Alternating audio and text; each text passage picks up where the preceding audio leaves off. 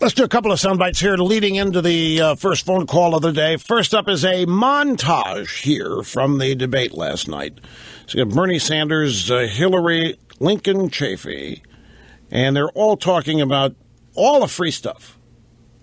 College and healthcare and whatever you want if you're an illegal immigrant. It's all yours. All you have to do is show up. Make every public college and university in this country tuition free. Anyone to go to a public college or university tuition free. We are going to have medical and family paid leave. Make sure every child gets health care, including undocumented children and others. Funding education, funding infrastructure, funding health care. Enhance the benefits for the poorest recipients of Social Security. We should be putting money into education. I want Wall Street now to help kids in this country go to college, public colleges and universities. I know we can afford it because we're going to make the wealthy pay for it.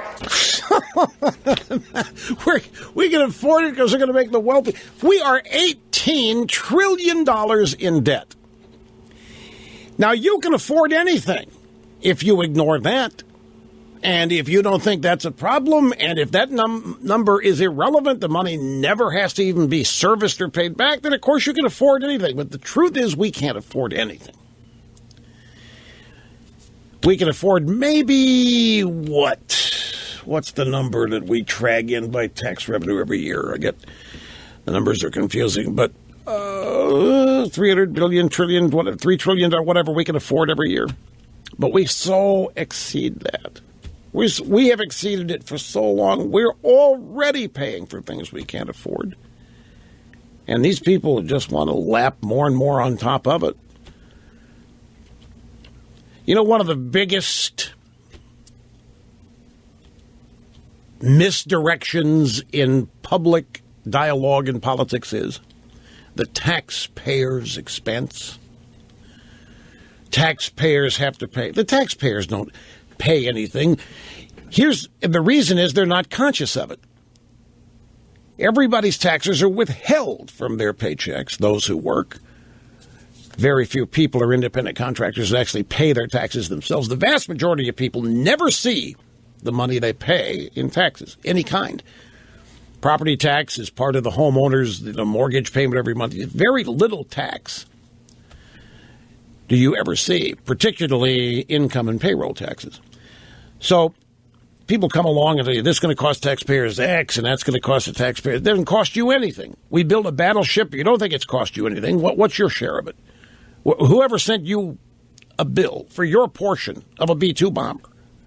So the idea that taxpayers' expenses, it doesn't mean anything because it has no basis in relatability. So you can run around and talk about, we're going to pay for this, we're going to do this, we can afford this, and the taxpayers are not going to worry about it. They've never gotten a bill for anything. So the idea that it's costing them something totally is over their head. It totally escapes them.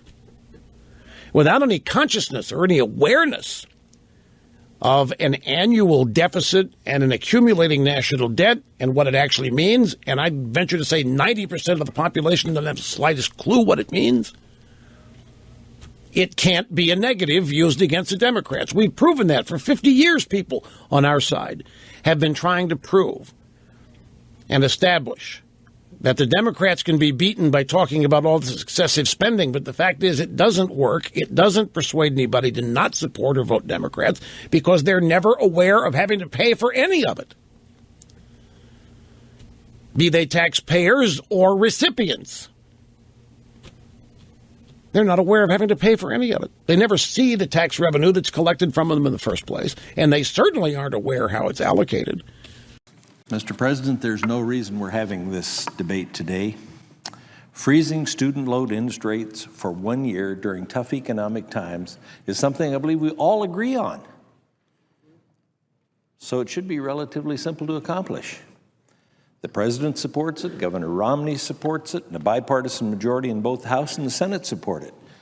Given this kind of agreement, I see no reason why both sides could not have a good faith discussion on where to find $6 billion in savings in a government with a budget that spends nearly $2 trillion annually. Actually, we spend more than $2 trillion annually. Now, I would mention that this bill has not been to committee. I hope that the American people have noticed that bills that go to committee and then come to the floor are usually successful. I hope they've also noticed that bills that don't go to committee and come to the floor are usually not successful. They're usually a political statement, and that's what we've got here again today. And this is how it works. You bring a bill that you know the other side has already, well, in fact, this body has already voted on this concept of this tax before and defeated it. But they know that we're particularly upset about this kind of discrimination against the businesses that are starting the jobs in America. So they know that with that provision in there, this common interest will fail. So why do they do it? Well, you notice that this is a motion to proceed and requires a cloture vote. So 40 of us can stop that bill, and will stop that bill in the condition that it's in without having gone to committee. But when we stop at things, you see those Republicans think that students ought to be paying more interest. That's the part that's wrong. The part that we're disagreeing about is how to pay for it. Pay for it? We have an economic judgment day coming in this country because of the debt that we're running up on a daily basis. I'm not sure what's going to happen now that France has decided they're not going to have austerity and Greece has decided they're not going to have austerity.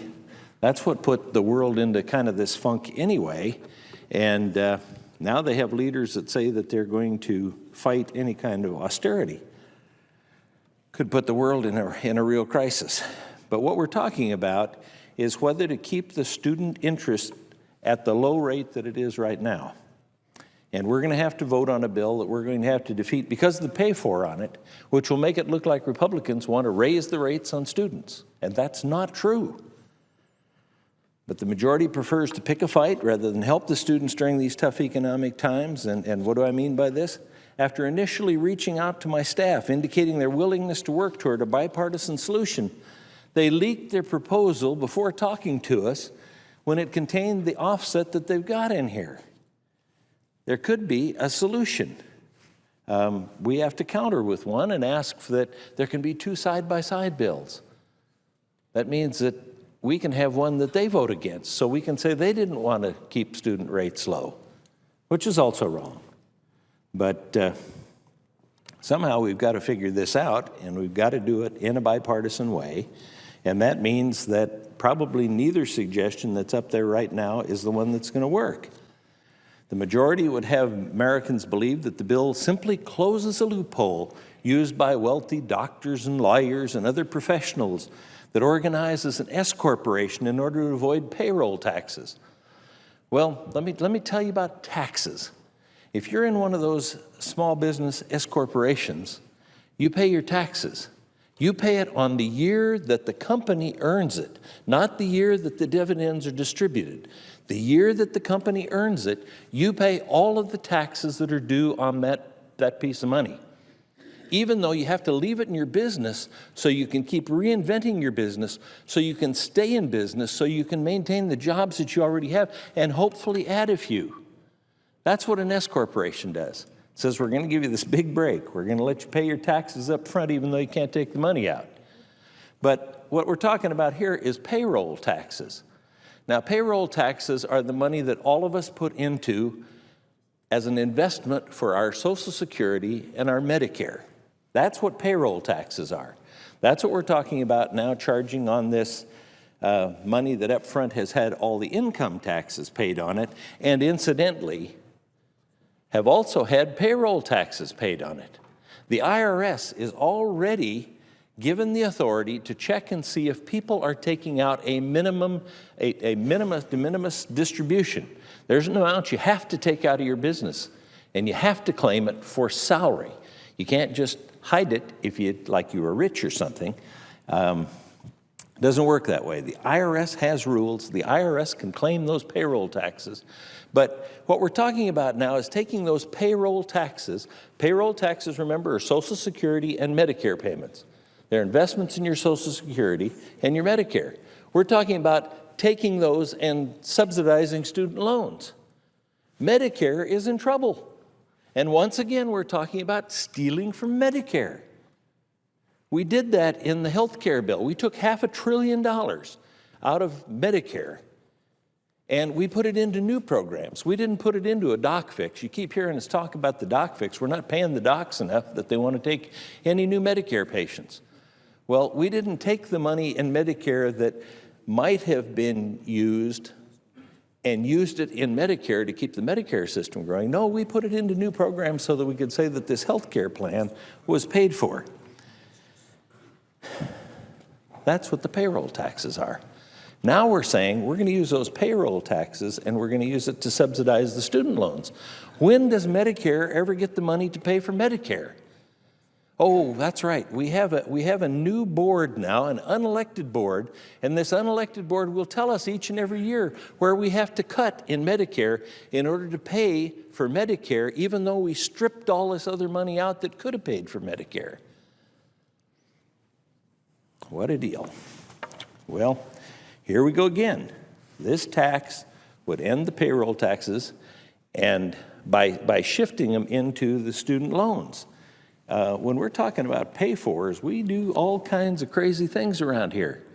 And we shouldn't be doing it. We should be a little bit more straightforward, not just with the students, but with the American taxpayer. In reality, this is an irresponsible tax increase on small businesses at a time when we need small businesses creating jobs so college students have employment opportunities when they graduate. In Wyoming, S corporations are family-owned small businesses working hard to keep their businesses afloat. As I mentioned, they get to pay their taxes even if they can't draw the money out and use it. So, for instance, small motels, small architecture firms, and groups of engineers might choose to operate as S corporations. Or they could be a full corporation, and then they'd have some of the same benefits that Warren Buffett has. You know, Warren Buffett makes millions, and he doesn't have to pay payroll taxes on that. But we didn't suggest ending Warren Buffett's payroll tax-free money. We're only going to do this to the small business corporations. Sounds fair? I don't think so. So this will also hurt family businesses in another way. For example, a son who's taking an accounting practice from his father could be hit with substantial payroll taxes if he owns, for example, 10% of the firm, while his father, who's no longer active in the business, retains the other 90%. These are not the tax scofflaws that the majority suggests this law will impact. They're really small businessmen that are the fabric of the American economy. The small businesses account for 65% of the 15 million jobs created between 1993 and 2009. 65% of the 15 million jobs created between 1993 and 2009. So rather than increasing taxes on small engineering and accounting firms, we should be encouraging these businesses to hire new employees. As a former small businessman, I know this will not happen if we raise taxes on the very businesses we depend upon to turn the labor market around. So recent reports demonstrate the need to encourage rather than inhibit job growth and creation. That's what we're talking about, jobs. This year, more than 50% of the college graduates are either unemployed or underemployed. Graduating in a bad economy where jobs are scarce and lower wages are the norms can have a negative economic consequence for up to 15 years. With the cost of higher education increasing more rapidly than the median family income, there will continue to be greater dependence on student loans. Unless the economy improves, there will also be a lesser chance that going forward, graduates will have the resources to even make minimum loan payments. So the Republican alternative puts forward a solution that takes money out of, and I know that the senator from Iowa hates the word, a slush fund, but it's a fund with rather wide possibilities, and a fund that can be designated by the secretary. So, and this isn't the first time that this has been used as an offset. Our president signed legislation that cut $5 billion from the fund to offset that payroll tax bill. Now we're talking about payroll taxes here again, but we're not talking about our side's talking about using the same source the president used for the other ones. So the president also proposed to cut an additional $4.5 billion out of that fund when he submitted his budget for this year. So I had to go and look and see what some of the uses are for this fund that we'd be cutting into, because it's spent at the discretion of the Secretary of Health and Human Services, and there aren't a lot of guidelines. Many of the programs funded by this Prevention and Public Health Fund, often called a slush fund, duplicates existing health programs or wastes taxpayer money on some frivolous programs. The fund has wasted millions of taxpayer dollars and even supported potentially unlawful lobbying activity. For instance, a public health clinic in Nashville, Tennessee used money to offer free preventive services for dogs and cats, not women and children. $3.6 million went to the Minnesota Department of Health to create at least 4 regional food policy councils to increase the access and available of affordable, healthy food. $8.4 million to the New York Fund for Public Health to implement a local tax on sugar-sweetened beverages. $3.3 million to the Washington State Department of Health to increase local control, preemption of tobacco marketing and taxation, and support legislation that repeals preemption of tobacco marketing. $3 million to lobby lawmakers in New York for legislation requiring chain restaurants to publicly post the amounts of the calories they serve. $7 million to the Jefferson County, Alabama, to urge Alabama lawmakers to raise tobacco taxes. $16 million to the County of Los Angeles to help secure a ban on new fast food restaurants around Los Angeles. A lot of that's lobbying activity. Yeah, I suppose that the end result could be prevention of health. This country is coming up on an economic judgment day. We don't have extra money laying around. In fact, when we're talking about pay-fors, we're only talking about paying for whatever new is put in. We don't talk about how we're going to cover the $15 trillion in debt that we've got out there, the $49,000 that every man, woman, and child in the United States owes. It's a heavy burden. I talked earlier about Greece. Greece only owes $39,000 per person. They're just not trusted as much as the United States. But if we keep running up that debt, we're not going to be trusted either.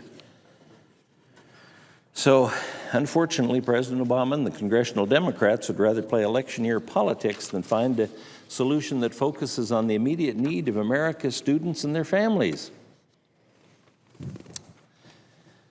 Neither bill is ideal. Each spends 10 years of savings in 1 year, and neither produces a long-term sustainable solution. However, the Republican proposal has the benefit of using an offset previously used by the Democrats, as I mentioned. The $5 billion from that fund was used to help pay for the extension of the payroll tax holiday, and then in this year's budget, he has another $4 billion. The Democrat bill raises taxes on small businesses at a time when the nation needs those businesses to be creating jobs so college students have employment opportunities when they graduate. And it's really discriminating against small businesses because it doesn't take in corporate dividends that people get, which are the same thing. It's the dividends that they eventually are able to take out of a business, but a big corporation pays dividends to the investors, and those don't have payroll taxes taken out either. So no sincere attempt was made by the Democrats to find a bipartisan solution. Both Senator Reid and Senator Harkin reached out to my staff to inquire about the possibility of finding a solution. My staff expressed a willingness to discuss possible offsets, but the Democrats released the details of their proposed S-corporation tax prior to any meeting. Now, when my staff did meet with Senator Harkin's office, his staff indicated the S-corporation offset was the only offset the Democrats were willing to consider. That makes compromise pretty difficult. Senator Reid has filed for cloture on S-2343, this bill that we're talking about, the Democrat version of it, and a vote will be held tomorrow at noon. And at that point, we've been told that our version, even though we're the minority, so unless we pulled some majority people over, would not have a majority vote, and if they all voted together, theirs would win. But we've been told that we're not going to have a vote on our bill at all. So that's to make it look like when cloture tomorrow fails, because there'd be no opportunity to put any amendments on this bill, and this is not a perfectly drafted bill. This is something that was put together in a bit of a hurry without having bipartisan input. You know, the reason we have 535 people in Congress is so that there are a whole bunch of different viewpoints. The reason we have 21 people on a committee is so that there are 21 viewpoints that go into the bill and can see what unintended consequences there are. Didn't happen on this bill. This has been put together by 2 or 3 people or half dozen staff members or whatever, I'm not sure. But it has not had the input from both sides. So our side had to come up with a bill that follows the same procedure. And I can tell you that neither bill is ideal. And a solution has to be reached for these young people. And we're all agreed on that. We're just not agreed on how we pay for it. And we do have a problem with paying for things around here. So I urge the majority leader to pull the bill from the floor, sit down with us, find a solution that all can agree to. And this isn't an issue over election year politics that should prevent us from reaching a bipartisan agreement. I'm not aware of anybody that's opposed to the extension of the reduction in the interest rate. And incidentally, that's not an interest rate reduction to everybody. It's only to those who have subsidized loans. If you're a student who has regular loans, you're not getting to participate in this, but that would require a lot more money to do it. So again, I urge the majority leader to pull this bill, sit down, come up with a solution that both sides can agree on. It's getting tougher and tougher to find pay-fors because we're getting further and further in the hole, and we're not going to stop digging, so we better start digging together. I yield the floor.